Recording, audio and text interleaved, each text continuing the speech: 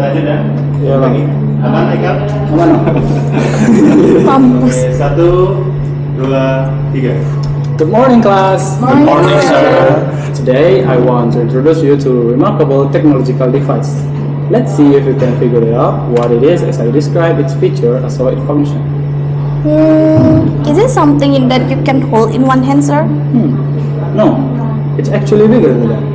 It's also equipped with propellers that help it move around. Can your device fly, sir? Yes, you're absolutely right. This device can fly through the air, just like an airplane, but in a different way. Maybe it's like the one with remote control toy. Absolutely. It is indeed remote control, but it's not just a toy. It serves many practical purposes as well. Can this device take a picture or a video, sir? Yes, it can. One of its common uses is to capturing image and videos from above. It's also equipped with a camera that lets you see things from a whole new perspective. I think I know what it is.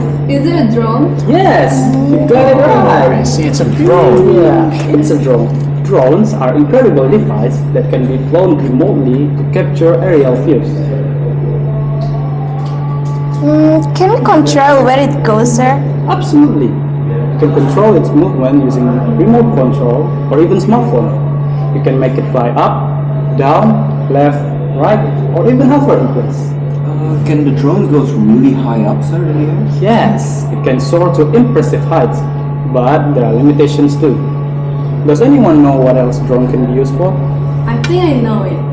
They're using filmmaking to capture cinematic shots, in agriculture to monitor crops, in search and rescue mission to find missing people, and even in scientific research to study wildlife landscapes. Such great answer. Wow, drones sound incredible. I can think of so many ways it could be useful. Absolutely. Drones have revolutionized many industries and have opened up new possibilities for creativity, exploration, and also problem solving.